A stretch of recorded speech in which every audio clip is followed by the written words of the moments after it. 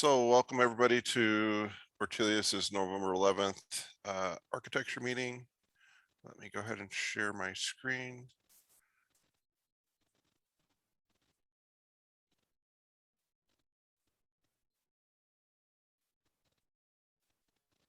All right.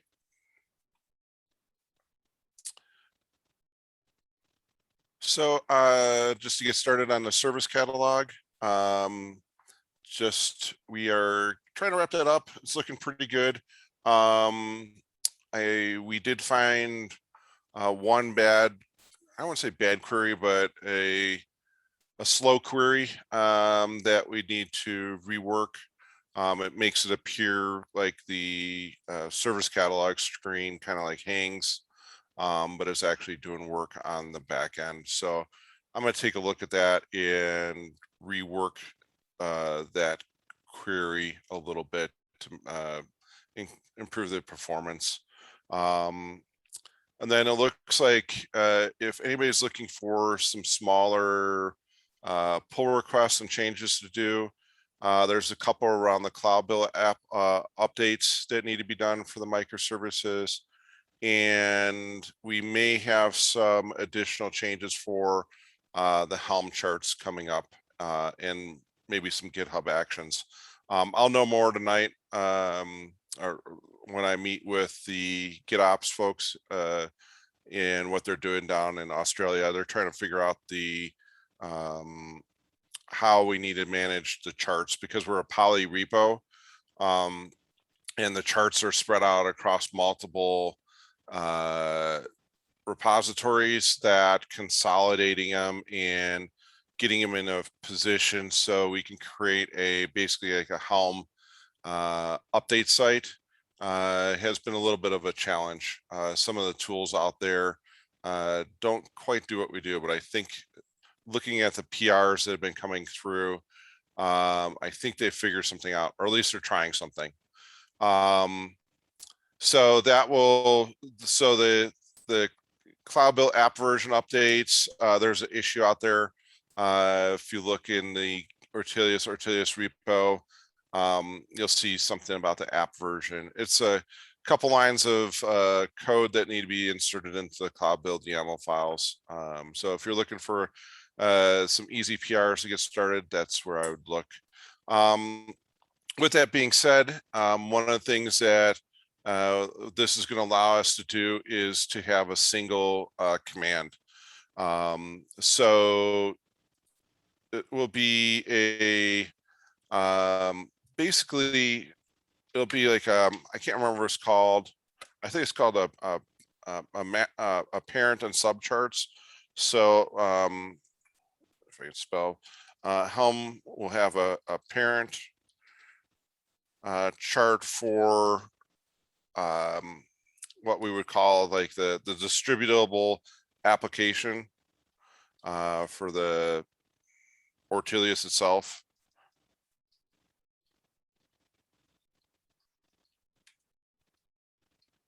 And subcharts to install all the microservices.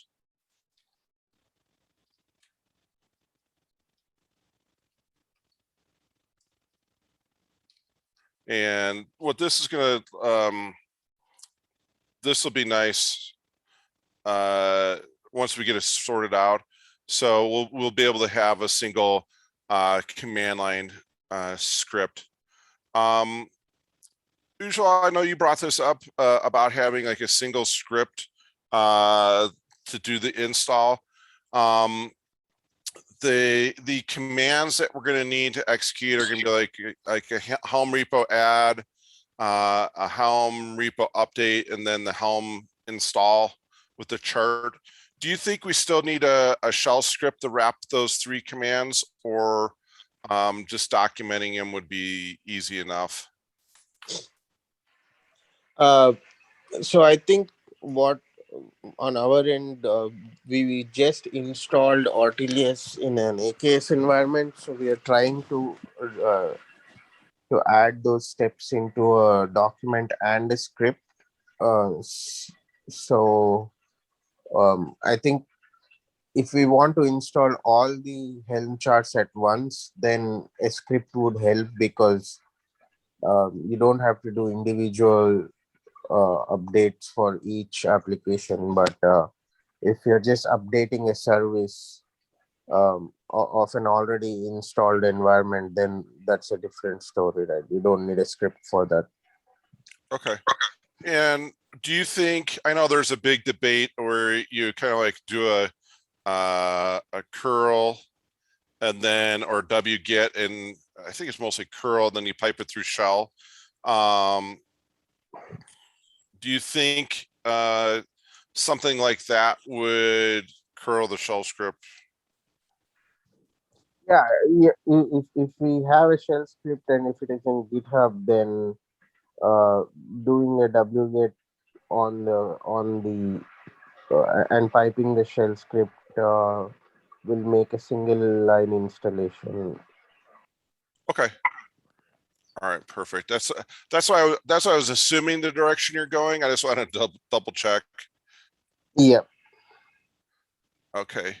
And I believe since we're using Helm, that we'll be able to install into a local environment like Kind or like Minikube.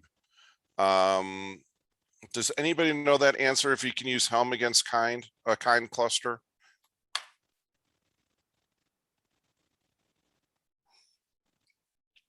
All right, we'll have to try it out. I know in the past, in Helm 2, you needed to install the tiller, but with Helm 3, I think we can just go ahead and just run it right against Kind.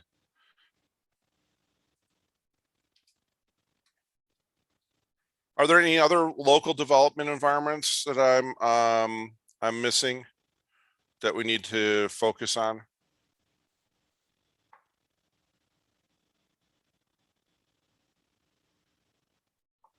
Okay.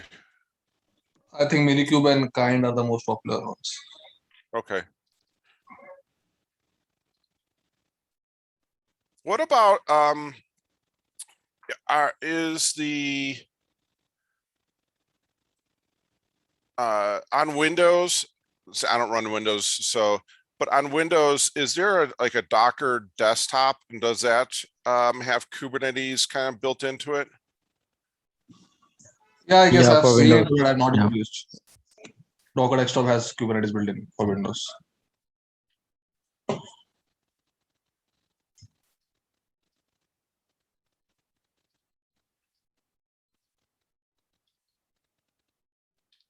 All right, we'll take a look at those three to make sure that we have, because I know like with Kind that need to open up certain ports. Minikube uses a different port forwarding, and I have no idea about the Docker desktop for Windows, how you get in, into it. On a totally separate, well, it's kind of related.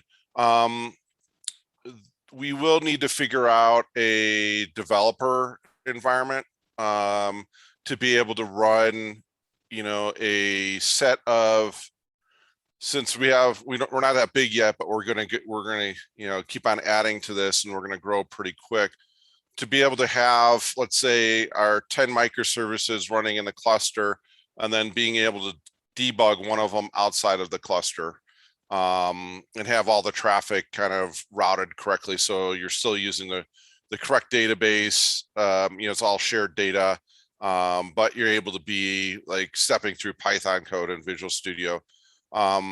So I think that's gonna be one thing we're gonna have to look at, how to set that up. I have a couple ideas. And there's maybe a couple tools out there that will help us.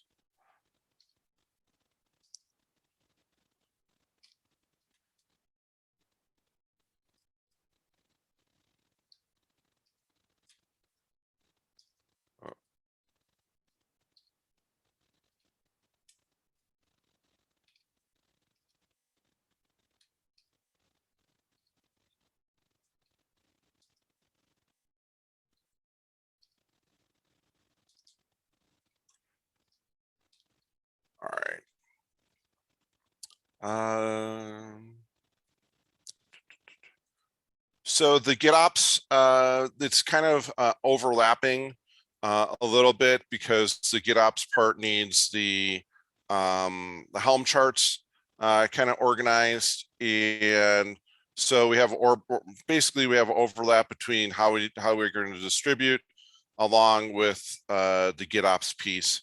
So I think once we kind of flush that out, things will start picking up pretty quick. I believe Utkarsh is working on some kept-in events along with Brad, Amit, and Ben around the Argo CD. I think Utkarsh might be working on the Argo piece as well. Sasha did put together his diagram. We're in the process of getting that placed into the documentation so we can kind of show people the steps that we're going through. We're going to market this for proposed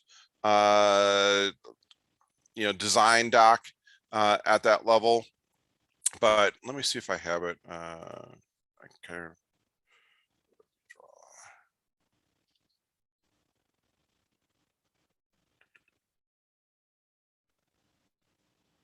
there it is.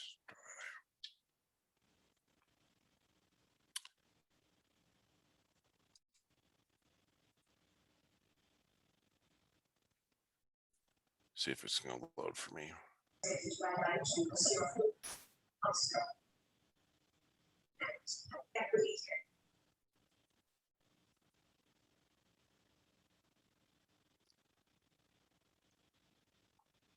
There it goes. So I've gone through a couple iterations with Sasha on this, and we finally got it close enough so we could start breaking it out and taking a look at the different steps. So you'll see a bunch of tabs out here. The draw.io is out in the Google shared drive. So if you're interested, you can just launch it with the this app, the diagrams app. So the one that we're focused on is this main one here. Let me go into full screen so you can see it. And we've added on our developers. So we have our cat with our fish and our dog with our sausages and some beer. Typical developer being able to check in and kick off the whole process. It's this whole GitOps process is surprisingly overcomplicated. Just the whole Git flow and things like that. I understand why people are interested in it because they think it's going to solve a lot of problems, but there's a lot of moving parts that end up happening in this process. So, but I think we can make it work with Ortelius and Argo and Captain to be able to get a good story out there. I know that it's a big interest to people, and what we're looking at here is just the flow for the CI environment. When we get up to QA and production, the diagram slightly changes because of where you do your last image build. Basically, you have to decide in your Git flow, how you're going to get out of the development world and into the higher level pipeline process. But this diagram, we figured out how to create it as HTML, and we'll be incorporating it into the doc without losing any of the animation, which will be nice. Some new stuff. The supply chain management is picking up speed. The Linux Foundation created a new sub-foundation called the Open Source Security Foundation, the OSSF, terrible name, but that it got $10 million of funding around the supply chain. So part of the supply chain has to do with dependency management, tracking dependencies and those pieces. Now they're looking at the supply chain from like a single npm package or Python module, but they have not looked at how to roll it up like Ortelius does, going from the lower level components and rolling up into an application view. So we'll be getting some more information about that. It's like I said, it's a new organization. They have working groups, but no products or projects yet in the in that foundation.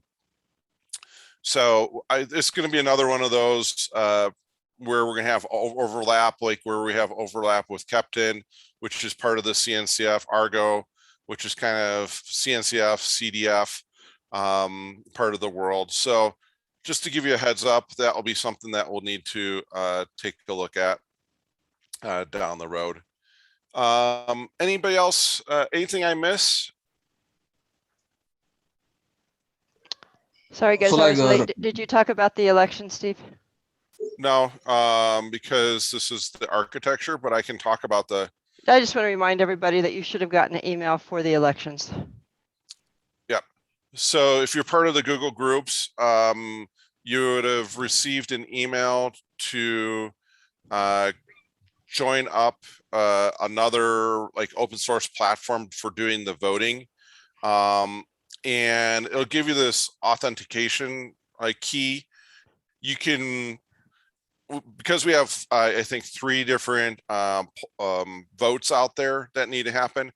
What will happen, at least for me, I had to go in and use the same authentication key 3 separate times to get to the polls. But just keep an eye out at that level. And you should get an email. So I'm hoping that you got an email. Otherwise, I can push the emails out again. Yeah, I got the We email. got the emails. Okay, perfect. That's what I thought. And when you got the email, was it a single email or multiple emails? Just out of 3 curiosity. emails. I got a single email. Okay, just curious. So go ahead and vote, and we'll get that wrapped up. I think it's going to run through the 24th. It closes 2 weeks. 27th. 27th. I knew sometime in November it was going to finish up. Yeah, Steve, I need some help in the presentation. Okay. How we integrate data science with Ortelius. Okay. And a reminder for those of you doing presentations for the Visionary Summit, December 8th, reach out to Tracy to get a time to record. And if you need help on getting the presentation pulled together, we can do that as well. Yep, Tracy, I'll reach out to you next week. This is usual. This week I'm a bit booked. Yeah, no problem. And I'll get your the press release is on my list to do today. So I'll get that to you today as well. Okay, perfect. Steve, the other thing is we are getting a new project started on our end. It's in a very beginning phase. We're getting people onboarded and stuff.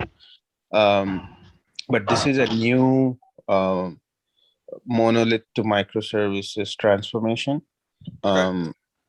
So I want to kind of introduce Ortelius like in a couple of months there. So Perfect. we were able to internally set up Ortelius and get the URL working and everything. But I need little help in kind of loading the data in our environment and to learn more about the functionality and the API. So I need a bit of help from you to get going on the Ortelius side from our end. Okay. What is for this new project? What are you using for the CI/CD orchestration? Is it gonna be like Jenkins or Kepton? Yes. No, they already have a lot of customers have a mature CI process. Because they are going into Kubernetes, I need to integrate their CI into a GitOps process. So our POC would be primarily using Kepton and Argo for just the deployment of microservices into Kubernetes environment, we will not be doing the CI through Captain because that complicates things a lot. Usually, most of the companies have a mature CI where they have security and build process and integrated. We just need to add a Docker registry uh, into their CI environment to push the Docker images, but uh, GitOps is something that we want to implement from the deployment side only. Okay. Yeah, so we'll have to, when you introduce the Docker registry piece on the Jenkins side, there will be, you'll need to add in the Ortelius CLI call to create in the Ortelius world the components. So, and then on the deployment side, that's where we would be working with Captain to trigger the GitOps process Yeah. from Ortelius. So you're gonna be spanning both worlds, just to give you that heads up. Yes. So I'll connect with Utkarsh also next week just to kind of get an update on the developments of Captain side. Yep. But primarily what our POC is to enable Ortelius with like couple of 3 or 4 dummy services, and we are using GitLab CI to build those services and push to ACR, which will be our registry, and from there we'll be pulling in using Captain and Argo CD. Okay. But primarily, I need some help with Ortelius data loading and additional things, additional features that we might not be familiar with yet. Okay, no problem. And I was gonna ask you one more question. Now it slips my mind. On the repository side, are you going to have move to poly repos, or are you going to have a mono repo still? That's the data loading part. I would like to have both mono and poly, just so that we get familiar with both sides on how to handle them. Okay. All right. It's just how a lot of the triggers happen. What you're going to scan and things like that. So both Argo and Captain can deal with that. It's just how you do the setup. Yeah. Because usually there will be a combination of both poly and mono repos. With older applications, it will be mono repos, and with newer applications or new services, it will be poly. Yeah, because that's like what we have with Ortelius. Is we're in the hybrid world right now, so we have our mono repository, and then we have our new microservices that are in their own repository. So yeah, when we are going through the digital transformation, developers will be peeling off services and putting into poly repos, and then there will be a big mono repo that has an existing stack that is already in production. Right. Okay. Cool. All right. And it looks like we have a couple new guests. Alper, can you just introduce yourself? Hello. Sorry, I'm in a stairwell right now. Hello, I'm Alper. I'm from Turkey, and I'm a university student working on computer engineering, and I'm interested in data science. So I was just joining in to see what was going on with these kinds of meetings. Welcome aboard. Yeah, thank you. Yes, and Alper is interested. I recruited him through his brother. He is studying data science, and I am encouraging him to sort of take to at least take an interest and a focus on our graphs, our existing reports, and then start learning our data to see what kind of predictive reporting we can do. Perfect. Welcome aboard. Once we wrap up our service catalog here, hopefully in the next week or two, that we'll be able to get focused on some new topics, like we're talking about, like the supply chain management, GitOps. And when we start doing that, we're going to be bringing in a lot more data. The interesting thing with what we are focusing on right now is our data sets aren't huge, but we do have very complex relationships that end up being tracked. So you're not going to be like chugging through a terabyte of data, but you may end up having to deal with a million relationships and how those are associated together. So we're going to give you a different slant on data from our side of things. And some of the things that long-term that we've always talked about with Ortelius is being able to manage and track the relationships at the open source or like the real high level world of things. So let's say we recognize through our like at the component level, we know this Docker image is based on Python, and it includes a let's say the curl Python library. Now, if somebody goes out and updates, makes a fix to the curl library for Python, that we should be able to broadcast out across the whole world to everybody that's consuming it and tell them that they have to go in and update a new version, or rebuild their Docker images.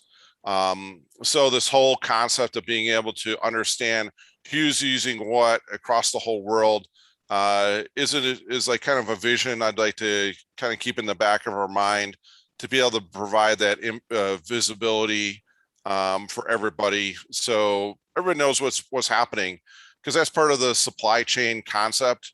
Is where the source of truth is for the actual source code, that it's been certified, and then who's consuming it and how much drift there is.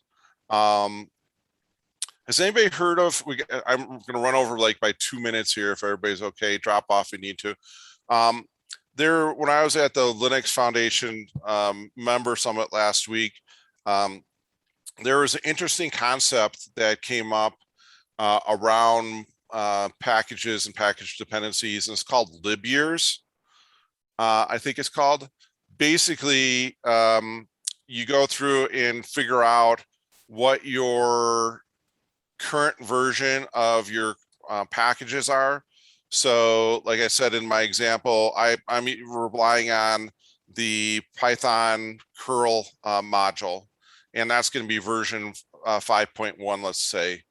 And that was created 6 months ago, and now the current version is 5.5.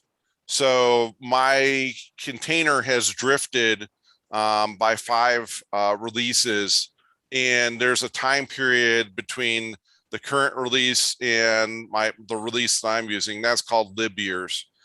And what it's trying to do is to point out and find libraries that you aren't updating, and that it could have potential drift as part of that process. So it's an interesting way to look at drift by seeing how old you are compared to the current version. So just think about that as another way of viewing dependencies.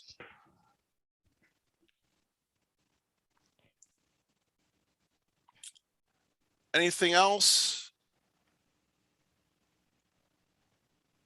Yeah, Oh, Steve, yeah. last week Yeah, last week Tracy, was Aisha. Tracy just- Aisha. go ahead, Karam. Yeah, so last week Aisha shared the document, like the architecture document for the migration to microservices. So I guess I had mentioned some comments, and also there were some comments from other guys. So we could have a meeting to discuss this out. Yes, what we'll need to do is, do you want to just schedule, oh, I think we should just schedule, a one-off or a couple off meetings on that. Like for the whole team, or just you and me are mentioning? Either way, we could bring in, I know, Ujwal, you're interested in that as well, right? I would say next week, Karam, this same time, let's go ahead and schedule something for that. Yes. Sure, let's I'll let's be do honest. a group invite. Ujwal, next Thursday, are you, is your week freeing up better at the end of the week? Yes, depends on the time. I have couple of. I'll send you my schedule, Steve. Okay. Yeah, let's, so Karam, let's shoot for next Thursday. Sure, no issues. At what time, like Ujjwal and Aisha are available, we can do that. No issues on that part. I will be available. We'll figure out calendars and get that out there, because I think having a couple people take an eye at, look at it will help. Sure, definitely. Because I have a slanted view on things sometimes, so Yeah, better, like more the minds, more is the problem to solve. exactly. Alrighty. I'll touch base with you over Discord and we'll figure out a time. Cool. All right. I did, just a side note, I did create a Discord channel for Call for Papers for CDCon in Spain coming up in the springtime. And I'm going to throw out there a couple more ideas. What we're trying to do is come up with like 3 to 4 solid topics that we can submit and see if we can get them accepted, at least one of them accepted into CDCon Spain. So the more ideas we have, if you have anything that you can think of, please throw it on the Call for Papers Discord channel.